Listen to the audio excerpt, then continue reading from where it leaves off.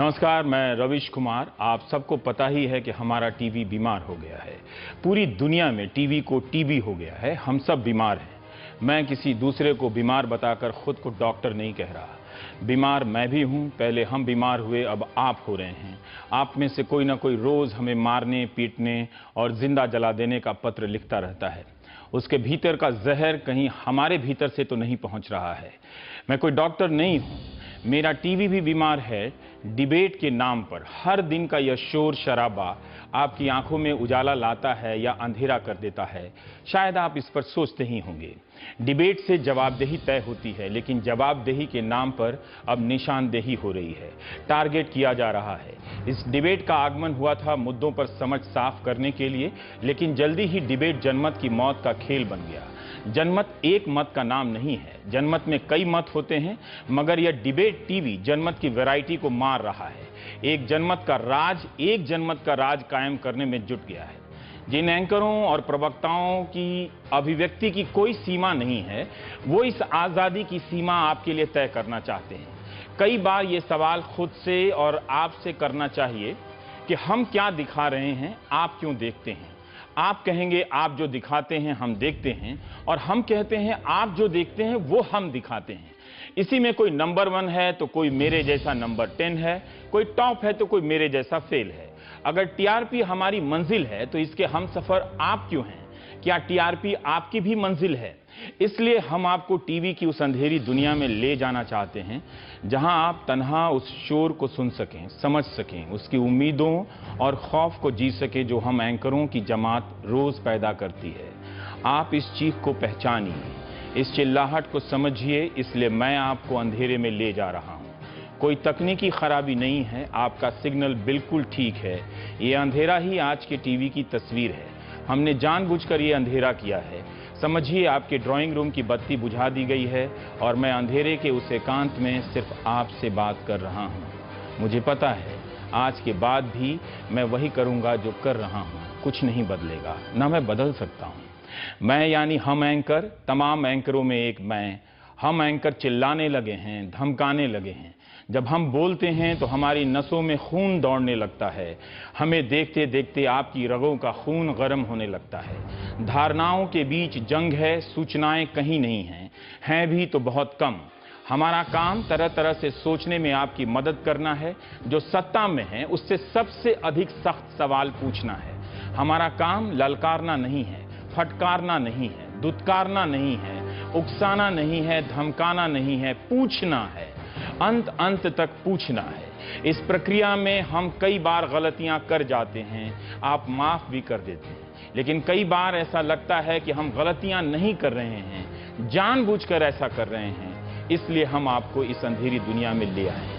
आप हमारी आवाज को सुनिए, हमारे पूछने के तरीकों में फर्क कीजिए। परेशान और हताश कौन नहीं है? सबके भीतर की हताशा को हम हवा देने लगें तो आपके भीतर भी गर्म आंधी चलने लगेगी, जो एक दिन आपको भी जला देगी। जेएनयू की घटना को जिस तरह से टीवी चैनलों में कवर किया गया है, उसे आप अपने अपने दल की पसंद के हिसाब से मत देखिएगा। उसे आप समाज और संतुलित समझ की प्रक्रिया के हिसाब से देखिए। क्या आप घर में इसी तरह से चिल्लाकर अपनी पत्नी से बात करते हैं, अपने दोस्त से बात करते हैं? क्या आपके पिता इसी तरह से आपकी मां पर चीखते हैं? क्या आपने अपनी बहनों पर इसी तरह से चीखा है? ऐसा क्यों है कि एंकरों का चीखना बिल्कुल ऐसा ही लगता है? प्रवक्ता भी एंकरों की तरह धमका रहे हैं। सवाल कहीं और छूट जाता है, जवाब की परवाह किसी को नहीं होती। मारो मारो, पकड़ो पकड़ो की आवाज आने लगती है। 1-2 बार मैं भी गुस्साया हूं, चीखा हूं और चिल्लाया हूं। रात भर नींद नहीं आई, तनाव से आंखें तनी रहीं। अक्सर सोचता हूं कि हमारी बिरादरी के लोग कैसे चीख लेते हैं, चिल्ला लेते हैं।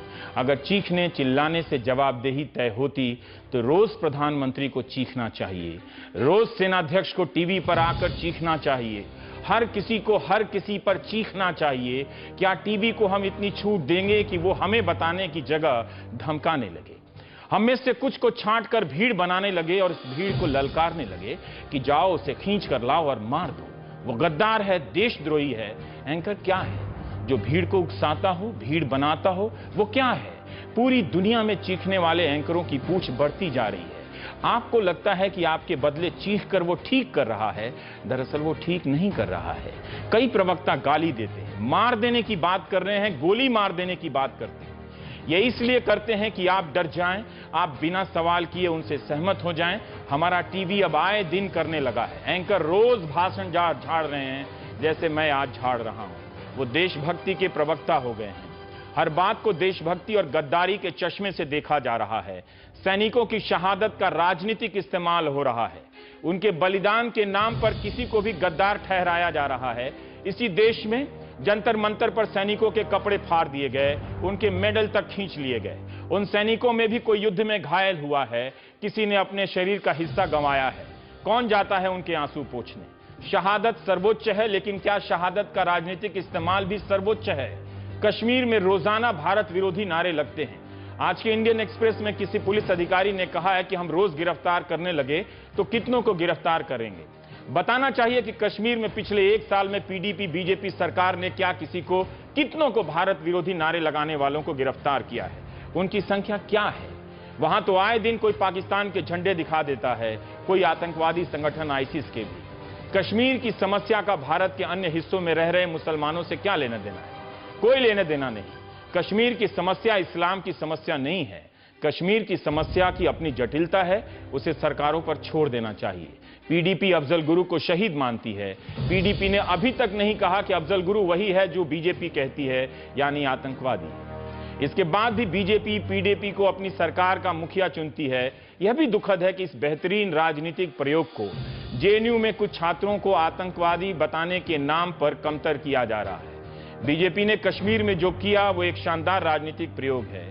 इतिहास प्रधानमंत्री मोदी को इसके लिए अच्छी जगह देगा। हां, उसके लिए बीजेपी ने अपने राजनीतिक सिद्धांतों को कुछ समय के लिए छोड़ा, उसे लेकर सवाल होते रहेंगे। अफजल गुरु अगर जेएनयू में आतंकवादी है तो श्रीनगर में क्या है? इन सब जटिल मसलों को हम हां या ना की शक्ल में बहस करेंगे तो तर्कशील समाज नहीं रह जाएंगे, एक भीड़ बन जाएंगे। यह लोकतंत्र के लिए अच्छा नहीं है। बहरहाल, अब जब चैनलों की दुनिया में हर नियम धाराशाही हो गए हैं, पहले हमें सिखाया गया था कि जो भड़काने की बात करे, उकसाने की बात करे, सामाजिक द्वेष फैलाने की बात करे, उसके बयान न दिखाना है, उसका बयान न दिखाना है, न छापना है। अब क्या करेंगे जब एंकर ही इस तरह की बात कर रहे हैं, प्रवक्ताओं को कुछ भी बोलने की छूट दे रहे हों? कन्हैया के भाषण के वीडियो को चैनलों ने खतरनाक तरीके से चलाया। बिना जांच किए कि कौन सा वीडियो सही है, उसे चला दिया गया। अब टीवी टुडे और एबीपी चैनल ने बताया है कि वीडियो फर्जी हैं। कुछ वीडियो में काट छांट है तो किसी में ऊपर से नारों को थोपा गया है। अगर वीडियो में इतना अंतर है तो यह जांच का विषय है। इसके पहले तक कैसे हम सबको नतीजे पर पहुंचने के लिए मजबूर किया गया? गली गली में जेएनयू के विरोध में नारे लगाए गए, छात्रों को आतंकवादी और देशद्रोही कहा गया। क्या अब कोई चैनल उन वीडियो की जवाबदेही लेगा? क्या अब हम एंकर उतने ही घंटे चीख कर बताएंगे कि वीडियो सही नहीं है, विवादित थे? किसी में कन्हैया गरीबी से सामंतवाद से आजादी की बात कर रहा है तो किसी ने उसका हिस्सा काट कर दिखाया कि वो सिर्फ आजादी की बात कर रहा है। तो क्या आजादी की बात करना कैसे मान लिया गया कि वो भारत से आजादी की बात कर रहा है? हमारे सहयोगी मनीष आज कन्हैया के घर गए थे। इतना गरीब परिवार है कि उनके पास पहुंचे तमाम पत्रकारों को चाय पिलाने की हैसियत नहीं। उन्हें मुश्किल में देख मनीष कुमार वापस चले आए। इस गरीबी को झेलने वाला कोई छात्र नेता अगर गरीबी से आज़ादी की बात नहीं करेगा तो क्या उद्योगपतियों की गोद में बैठे हमारे राजनेता करेंगे? कन्हैया कुमार की तस्वीरों को बदल बदल कर चलाया गया ताकि लोग उसे एक आतंकवादी और गद्दार के रूप में देख सकें।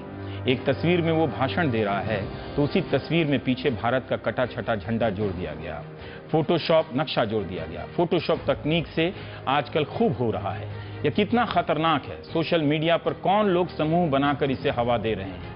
कौन लोग सबूत और गवाही से पहले उमर खालिद को आतंकवादी गद्दार बताने लगे हैं? उसे भी भागना नहीं चाहिए था, सामने आकर बताना चाहिए था कि उनसे क्या भाषण दिया और क्यों दिया। कन्हैया और खालिद में यही अंतर है, पर शायद जिस तरह से भीड़ कन्हैया के प्रति उदार है, खालिद को यह छूट नहीं मिलती है। अब अगर उसका वीडियो फर्जी निकल गया तो क्या होगा? क्या वीडियो के सत्यापन का इंतजार नहीं किया जाना चाहिए? इसलिए हमने आज इस स्क्रीन को काला कर दिया है। हम आज आपको तरह तरह की आवाज सुनाएंगे। हो सकता है कि आप में से कुछ लोग चैनल बदलकर चले जाएंगे। यह भी हो सकता है कि आप में से कुछ लोग अंत तक उन आवाजों को सुनेंगे। जो हफ्तों से आपके भीतर घर कर गई है। पहले हम आपको अलग अलग चैनलों के स्टूडियो में जो बातें कही गई हैं वो सुनाना चाहते हैं। सारी आवाज़ें तो नहीं मिली, लेकिन जो डाउनलोड हो सकी वो हम सुनाएंगे। नाम और पहचान में मेरी दिलचस्पी नहीं, क्योंकि हो सकता है कि ऐसा मैंने भी किया हो, ऐसा मुझसे भी हो जाए। पत्रकार तो पत्रकार, प्रवक्ताओं ने जिस तरह से एंकरों पर धावा बोला है वो भी कम भयानक नहीं है। कहीं पत्रकार धावा बोल रहे थे, कहीं प्रवक्ता, लेकिन पत्रकारों ने देशभक्ति के नाम पर गद्दारों की जो परिभाषा तय की है वो खतरनाक है। मेरा मकसद सिर्फ आपको सचेत करना है। आप सुनिए, गौर से सुनिए, महसूस कीजिए कि इन्हें सुनते हुए आपका खून कब खौलता है, कब आप उत्तेजित हो जाते हैं। यह भी ध्यान रखिएगा कि अभी तक कोई भी तथ्य साबित नहीं हुआ है। जैसा कि 2 चैनलों ने बताया कि वीडियो के कई संस्करण हैं, इसलिए इसके आधार पर तुरंत कोई निष्कर्ष पर नहीं पहुंचा जा सकता। आपके स्क्रीन पर यह अंधेरा पत्रकारिता का पश्चाताप है, जिसमें हम सब शामिल हैं। हम फिर से बता दें कि आप मुझे देख नहीं पा रहे हैं, कोई तकनीकी खराबी नहीं है। यह आवाज़ आपके जहन तक पहुंचाने की कोशिश भर है कि हम सुन सकें कि हम क्या बोलते हैं, कैसे बोलते हैं और बोलने से आपके भीतर क्या होता है। आपको लगता है कश्मीर गुलाम है?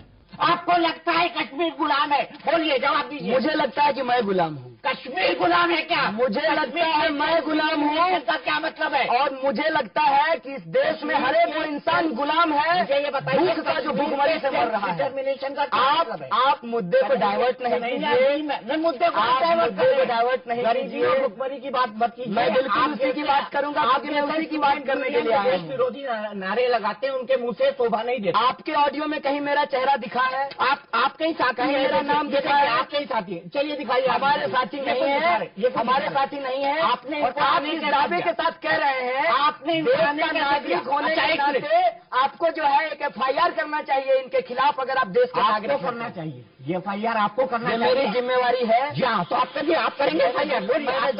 है। अगर ये सच है और जो पहली नजर में सच दिख रहा है, तो क्या आप उमर खालिद की जगह इन बयानों के लिए खेद व्यक्त करना चाहेंगे, माफी मांगना चाहेंगे? इलियास साहब, उमर खालिद तो नहीं आ रहा है सामने। देखिए, मैं आपसे ये कहना चाहता हूं, फिर ये कहना चाहता हूं बार बार कि हमारे नजदीक इस तरह की भाषा का इस्तेमाल नहीं होना चाहिए। लेकिन सवाल ये पैदा होता है, जो कानून का रास्ता है उसी रास्ते से हमें चलना चाहिए। हमारे देश में संविधान है, हमारे देश में न्यायपालिका है, हमारे देश में न्याय, तो उसी से तो भाग रहा है उमर खालिद। जुडिशियल सिस्टम है, उसी से तो भाग रहा है। इलियास साहब, सामने आना चाहिए उसे। उससे नहीं भाग रहा है उमर खालिद। और किससे भाग रहा है? जेएनयू कोई ऐसा टापू नहीं है जिसमें कहीं घटना हो जाए और जेएनयू टीए को सबको पता न चले और जेएनयू एसयू को न पता चले। उसी के छत्र छाया में सब कुछ पलता और वहाँ पर चलता है। ममता, यूनिवर्सिटी और खासतौर से जेएनयू। 1 मिनट, मेरी बात पूरी कर लेने दीजिए।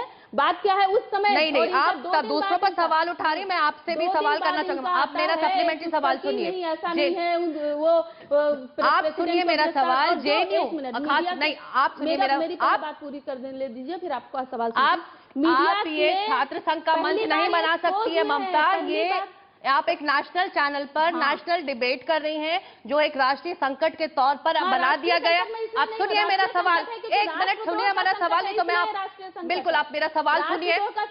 ममता, आप मेरा सवाल सुनिए। मैं मानती हूँ कि है यूनिवर्सिटी खासतौर से ग्रांट प्राप्त करता है, जहाँ पर सबसे ज्यादा अच्छा माइंड पढ़ने आता है, वहाँ पर इस तरह राष्ट्रद्रोह की फसलें फल रही है, फूल रही है। यूनिवर्सिटी के छात्रों की स्थिति है जहां पर 15 छात्रों पर 1 टीचर दिया गया है, जबकि देश की बाकी यूनिवर्सिटीज में 25 पर 1 होता है। यहां इसलिए ऐसा रखा गया ताकि बेहतर ढंग से पढ़ाई हो सके। इसको मॉडल यूनिवर्सिटी बनाने का दर्जा दिया गया।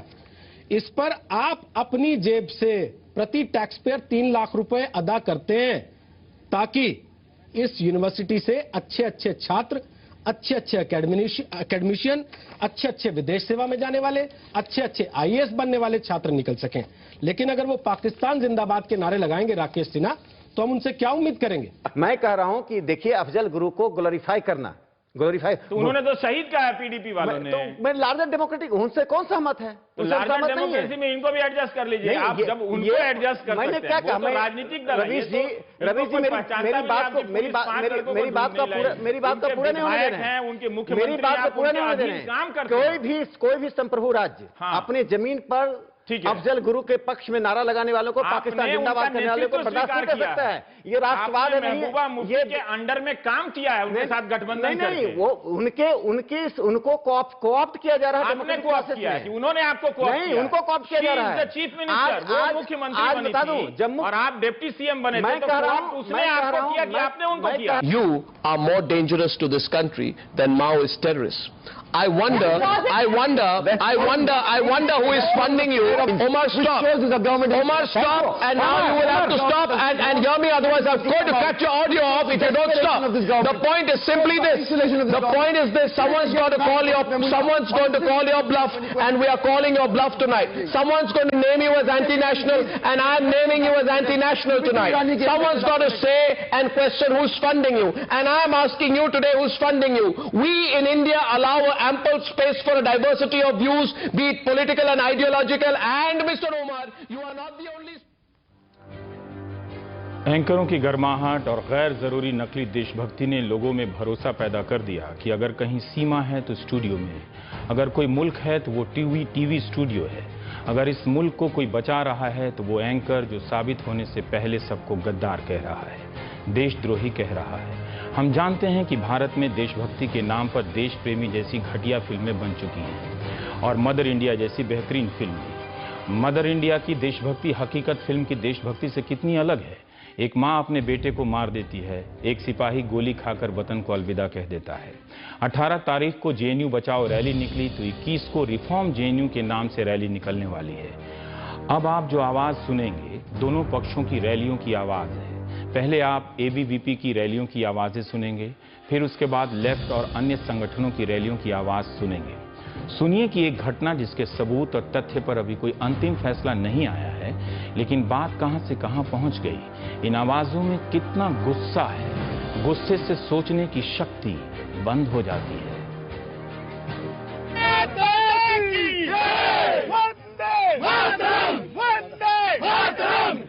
देश के इन गद्दारों को झूठे मारो सालों को, देश के इन गद्दारों को झूठे मारो सालों को। राहुल गांधी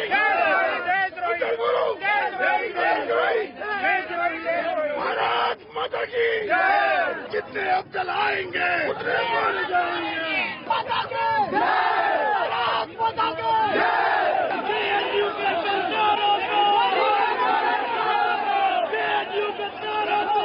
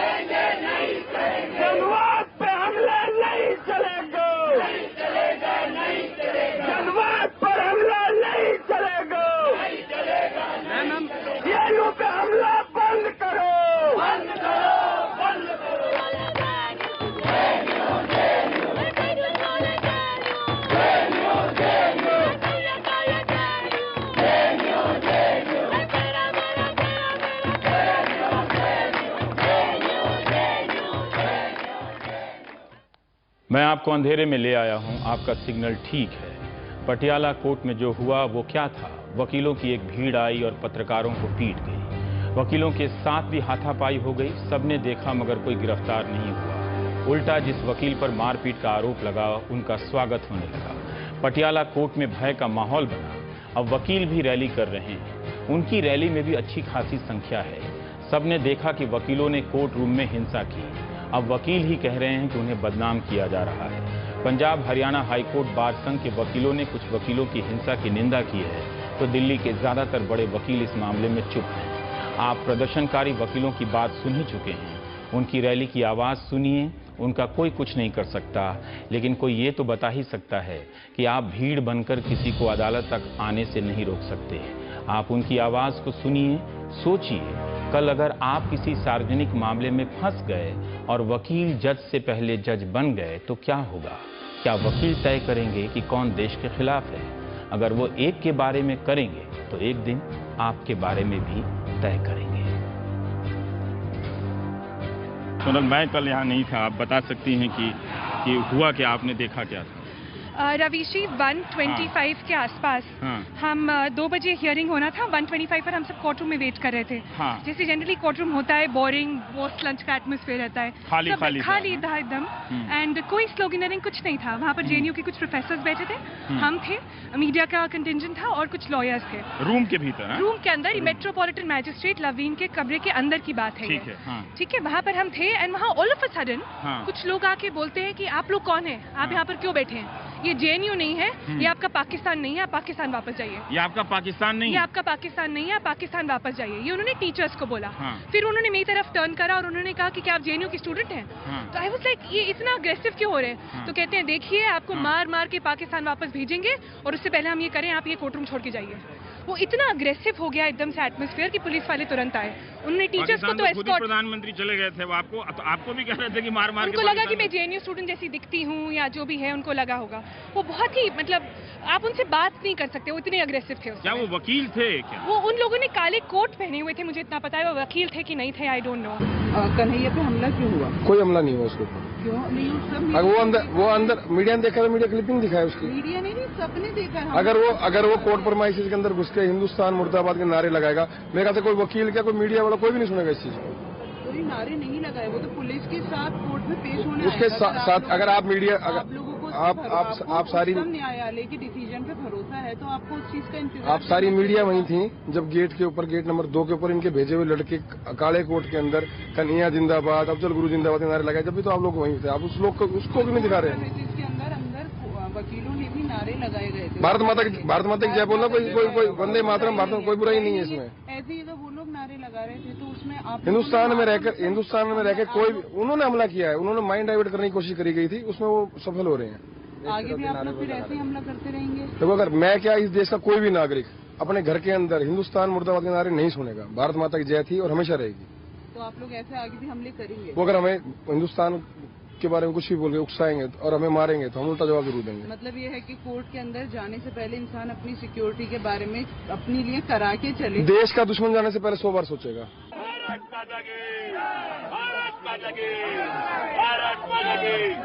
पाकिस्तान, पाकिस्तान, पाकिस्तान, पाकिस्तान, पाकिस्तान, पाकिस्तान, पाकिस्तान, पाकिस्तान के तारों को गोली मारो, सालों को।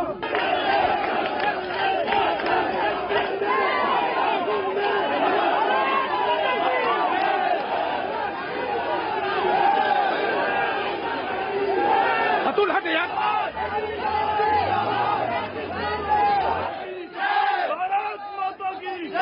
देश के गद्दार का हमेशा बहिष्कार लॉयर फैमिली करती रहेगी, लेकिन अगर देश तोड़ने की कोई भी बात करेगा किसी भी तरीके से, तो उसे किसी प्रकार से हम कम से कम ये लॉयर्स बिरादरी बख्शने वाली नहीं है। जो लोग ये कहते हैं कि भारत के टुकड़े टुकड़े कर देंगे, हम उनको ये चेतावनी देना चाहते हैं कि भारत के टुकड़े आप बाद में करोगे, हम उन लोगों के टुकड़े कर देंगे। क्या कोई विधायक कह सकता है कि उसके हाथ में बंदूक होती तो गोली भी मार देता? कोई सबूत नहीं कि किसी ने कोर्ट के बाहर पाकिस्तान जिंदाबाद के नारे लगाए या नहीं, लेकिन घेर कर लोगों ने मारना शुरू कर दिया। ओपी शर्मा को पुलिस कमिश्नर ने छूट दे दी, बाद में उनसे भी पूछताछ हुई, गिरफ्तार किया गया और जमानत पर रिहा भी। ओपी शर्मा की भाषा कई लोग बोलने लगे हैं, नारे लगने लगे हैं, बैनर लेकर लोग चलने लगे कि घर घर में घुसकर मारेंगे। लोगों को पाकिस्तानी कहा जाने लगा कि देश में रहना या ना रहना इनकी मर्जी से तय होगा। देशभक्ति वही होगी जो ये तय कर देंगे। क्या अब से हमने तय कर लिया है कि कुछ खास मामलों में फैसला अदालत से पहले भीड़ कर लेगी? नेताओं की इस भाषा को मान्यता मिली तो हम कहां जाएंगे? इसलिए हम चाहते हैं कि आप इन आवाजों को सुने, आंख बंद कर अपने ड्राइंग रूम में सुने। तभी हमने स्क्रीन से तस्वीरें हटा दी हैं और इसे काला छोड़ दिया है। ओम प्रकाश शर्मा के साथ साथ बीजेपी के एक और विधायक कैलाश चौधरी ने भी गोली मार देने का बयान दिया है। क्या हम पब्लिक स्पेस में इस तरह के ऐलान को स्वीकार करने लगे हैं? क्या आप गोली मार देने की बात से सहमत हैं? कल अगर कोई नेता आपको गोली मार देने की बात करेगा तो आप किसके पास जाएंगे? अगर हमारी पत्रकारिता से आपका खून खौलता है तो आप एक गलत पत्रकारिता को प्रोत्साहन दे रहे हैं। आपको तो बीपी होगा ही, हमको तो टीबी हो ही चुका है। अगर बंदूक होती तो मैं गोली मार देता। अभी भी? हाँ, कह तो रहा हूँ। अभी भी गोली मार देते? कह तो रहा हूँ। तो फिर आप में और किसी क्रिमिनल में क्या फर्क है? नहीं है तो ठीक है, जो क्रिमिनल का जो होता है वो मैं भुगतूंगा, ना जाऊंगा, जेल जाना होगा जेल चला जाऊंगा। क्या ये क्रिमिनल एक्टिविटी नहीं है?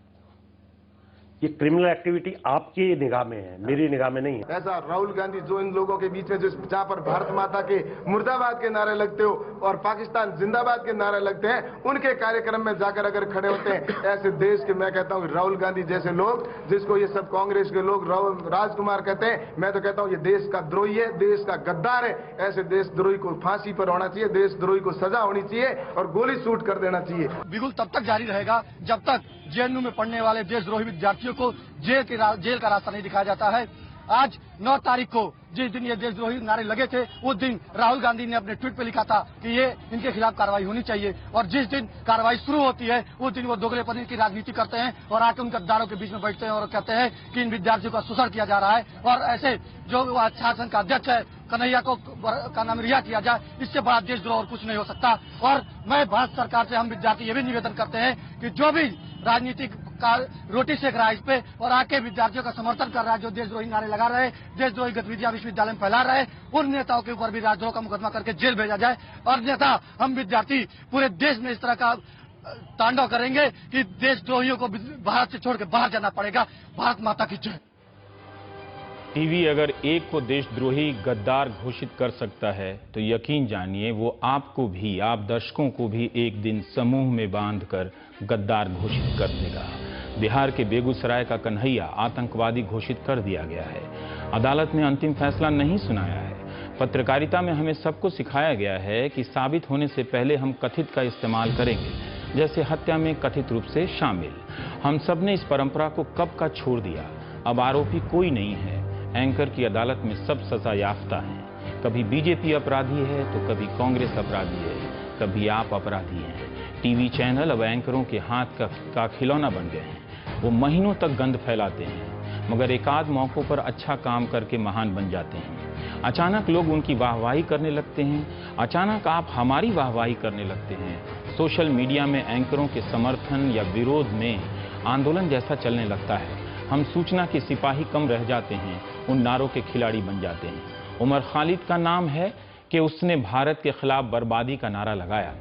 उसके पिता भी कहते हैं कि उसे सामने आना चाहिए, लेकिन मीडिया ने उसके पिता से भी कहा कि बेटे की करने की आप गवाही दीजिए, माफी मांगिए।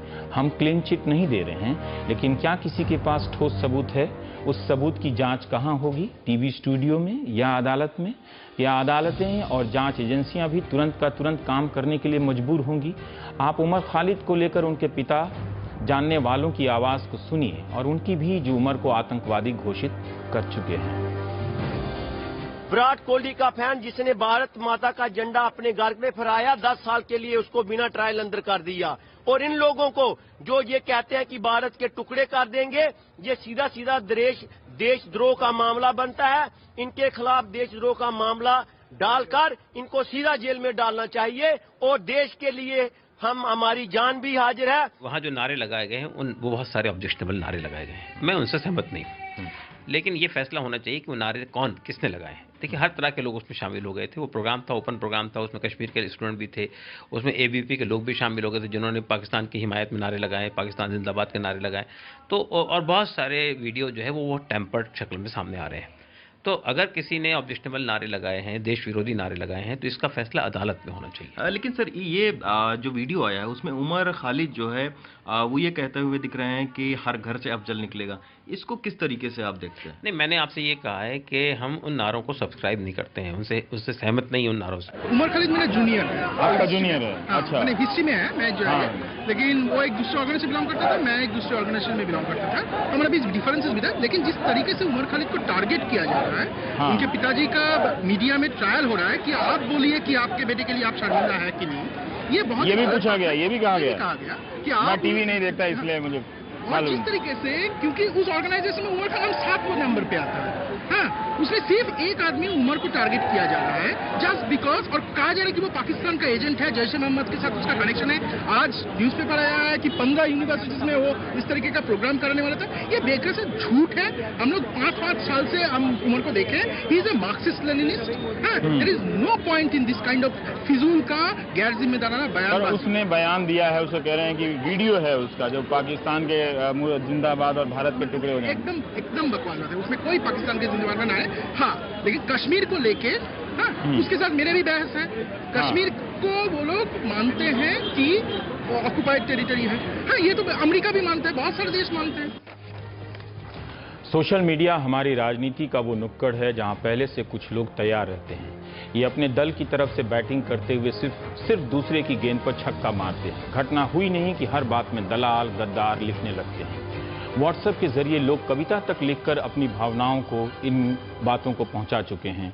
गद्दारों को मारने के लिए कविता दोनों तरफ से लिखी गई और बांटी गई। ट्विटर पर अभद्र भाषा में देशभक्ति तय करने का जो खेल चल रहा है, उसके पीछे सिर्फ एक राजनीतिक मकसद है। ये गाली देकर आपको डराते हैं, बदनाम करते हैं, अफवाहों से माहौल बनाते हैं कि कोई मार ही डालेगा, फैलाते दहशत हैं और कहते हैं कि देशभक्ति है। कुछ गालियों को हम पढ़ भी नहीं सकते। मैं आप दर्शकों से पूछना चाहता हूं कि कहीं आप तो ऐसी भाषा का इस्तेमाल नहीं करते हैं? क्या आप किसी को जानते हैं जो ऐसी भाषा का इस्तेमाल करता है? अगर आपको ये लोग सही लगते हैं तो अगली बार से महंगाई, नौकरी, बेरोजगारी जैसे मसलों के लिए इन्हीं के पास चले जाइएगा। आज पूरे दिन का आकलन करके मैं ये जो वकील हैं विक्रम सिंह चौहान का बयान है कि आज पूरे दिन का आकलन करके मैं बड़ी उलझन में हूँ। मुझे देश का सबसे बड़ा गुंडा बना दिया गया है और भारत माता के द्रोहियों को हीरो का दर्जा दिया गया है। कोर्ट में वामपंथियों के गुंडों का उत्पात का जवाब देना अगर गुंडई है, अगर भारत माता का जय बोलना गुंडई है, अगर देश विरोधियों को जवाब देना गुंडई है, तो मैं अपने आप को गुंडा मानता हूं। मुझको इन सब के भौंकने की परवाह नहीं। उनके उपद्रव को रोकने में अगर ये तमगे मिल भी गए तो कोई परवाह नहीं। वाह रे देशभक्ति वाह। बाकियों लोगों ने, कई लोगों ने, बरखा दत्त, राजदीप सरदेसाई, सिद्धार्थ वरदराजन, स्वरा भास्कर, इन लोगों को जो गालियां दी गई हैं हम आपको पढ़ नहीं सकते। एक मंत्री का दिया हुआ ये बयान है, प्रेस्टिट्यूट का इस्तेमाल, पता नहीं वो घरों में जाते हैं तो इन शब्दों के साथ कैसे लौटते हैं मुझे नहीं मालूम।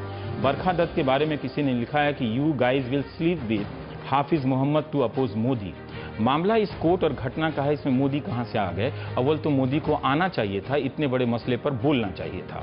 राजदीप सरदेसाई के बारे में लिखा है कि इस घटना से निष्कर्ष निकलता है कि जो जितना बड़ा वामपंथी और सेकुलर है वो उतना ही बड़ा देशद्रोही और गद्दार है। क्या आपने संविधान नहीं पढ़ा कि वहां सेकुलर होना लिखा हुआ है? क्या संवैधानिक होना अब गद्दार होना हो गया है? एक और तरह से लिखता है राजदीप सरदेसाई को कोई धीरज हैं @91 बीजेपी की उनकी मां को गाली दी जाती है। राजदीप की मां बहुत वृद्ध हैं। तू अब तक जिंदा कैसे है इंडियंस का हेटेडनेस लेके। और एक ने लिखा है कि I consider likes of Barkha Dutt, Sagarika Ghosh etcetera more anti national than Hafiz Saeed. अब बताइए, हाफिज सईद से भी ज्यादा, ये तो उन्हीं के खेमे के लोग जाकर हाफिज सईद से बात कराए, इंटरव्यू कराए बाकायदा, और ये कहे जा रहे थे। इस तरह की गालियां सबको दी जा रही हैं। मेरे दर्शक मित्रों, अंधेरा काफी गहरा है। न्यूज चैनलों पर ऐसे अंधेरे दौर कई आए हैं। याद कीजिएगा जब रात होते ही भूत प्रेत चीखने लगते थे। आज के कई पत्रकार तब शमशानों से ही रिपोर्टिंग किया करते थे। फिर दुनिया खत्म करने की भविष्यवाणी के काम में हम लोग लगा दिए गए। फिर गुड़िया जैसा प्रकरण भी हुआ जिसमें हमने हर चैनल में पंचायतें लगाई। आरुषि कांड में तो हम बाकायदा जेम्स बॉन्ड जासूस बन गए। मैंने भी इन सब में कुछ ना कुछ किया ही होगा। बीच में अन्ना आंदोलन से चैनलों ने देशभक्ति का दामन पकड़ा तो वे डिबेट की दुनिया में बदहवास हाँफने लगे। रिपोर्टिंग बंद हो गई है। एंकर ही रिपोर्टर है, एंकर ही संपादक है, एंकर ही अपने आप में चैनल है, एंकर स्टार है। मीडिया का मतलब एक एंकर या 5 एंकर। इस कार्यक्रम का मकसद खुद को साधु, दूसरे को डाकू कहना नहीं है। जो बीमारी कहीं और है वो मुझ में भी है। बात है कि क्या हम इस बीमारी के बारे में आपको सचेत कर सकते हैं कि आपको एक बीमार एंकर रोज आप तक खबरें ला रहा है, खबरों के नाम पर बदहवासी परोस रहा है। एंकर से बड़ा कोई देशभक्त नहीं। वो एंकर सबसे बड़ा देशभक्त है जो दूसरों को गद्दार घोषित करता है। मैं देशभक्त नहीं हूँ, क्योंकि मैं किसी एंकर को गद्दार घोषित नहीं कर रहा हूँ। वैसे मैं भी देशभक्त हूँ, लेकिन राजनीतिक दल के हिसाब से मेरी देशभक्ति तय नहीं होगी। एक ब्रेक लेते हैं। आप आवाज आपके भीतर गूंजती रहनी चाहिए। आप दोषी हैं, दोषी। मुझसे बहस मत कीजिए। आपके नेता के साथ मुझसे झूठ मत बोलो, तुम झूठे हो, झूठे। मैंने आपसे कितनी बार कहा कि इसका सिर्फ एक ही जवाब है, जान से मार दो इन्हें, मार दीजिए।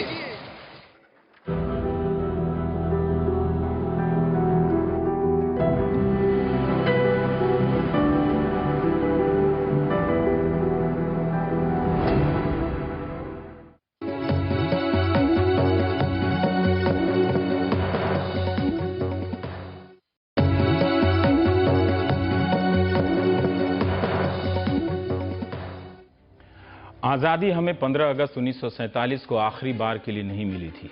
लाखों लोग आज भी तरह तरह की आज़ादी के लिए संघर्ष कर रहे हैं। कोई कांग्रेस से ही देश को आज़ाद कराना चाहता है, तो कोई संघ से देश को, कोई गरीबी से देश को आज़ाद कराना चाहता है, तो कोई पुलिस राज से गरीब आदिवासियों को आज़ाद कराना चाहता है। आज़ादी कोई स्थायी और निर्जीव वस्तु नहीं है। इसकी तरलता हमें मजबूर करती है, प्रेरित करती है कि हम इसे संभाले रखें, इसके लिए लड़ते रहें। हम आपको एक नज्म सुनाना चाहते हैं, ध्यान से सुनिएगा, फोन को रख दीजिएगा, एक एक शब्द को ध्यान से सुनिएगा। शायद आवाज की दुनिया में ये नज्म कुछ सुकून पैदा कर सके। उज़ैर ई रहमान ने इसे रचा है और उनकी बेटी साइमा ने आवाज दी है। साइमा को दिल्ली वाले जानते हैं, वो रेडियो की एक मुकम्मल और मकबूल आवाज है। जब शोर शराबा हो जाए तो कुछ शांत आवाजों की तरफ बढ़ चलना चाहिए। आप इस आवाज को भी सुनिए, उन नारों से कितना अलग होगा। आजादी की बात यहां भी तो है। Long years ago, we made a tryst with destiny, and now the time comes when we shall redeem our pledge, not wholly or in full measure, but very substantially. At the stroke of the midnight hour, when the world sleeps, India will awake to life and freedom.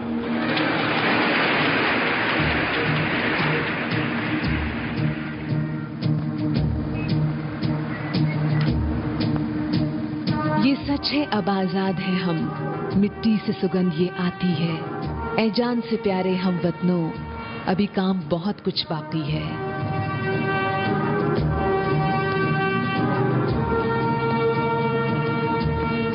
आजादी पहली मंजिल थी, था हौसला सबने साथ दिया। कांटों से भरे इन रस्तों को जख्मी पैरों से पार किया। आगे देखा महबूब नजर, बैठा वो हमारा साकी है। ऐ जान से प्यारे हम वतनों, अभी काम बहुत कुछ बाकी है।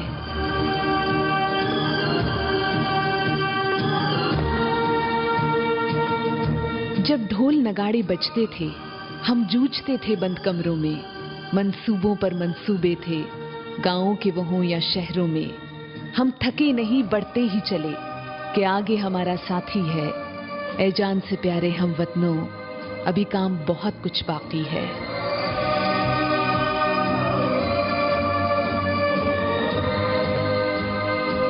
ये देश बना एक गुलदस्ता, बदनाम न होने देंगे इसे। मजहब के नाम पे बांटने का जो काम करे बस रोको से। गर शुरू हुई खाना जंगी, फिर काहे की आजादी है। ऐ जान से प्यारे हम वतनों, अभी काम बहुत कुछ बाकी है। बस एक गुजारिश है तुमसे, जब कदम उठे हर कौम हो साथ। भूले मजहब और जाति को, दिल देश में हो हाथों में हाथ। तब पता चले इस दुनिया को, यहाँ अब भी नेहरू गांधी हैं। ऐ जान से प्यारे हम वतनों, अभी काम बहुत कुछ बाकी है।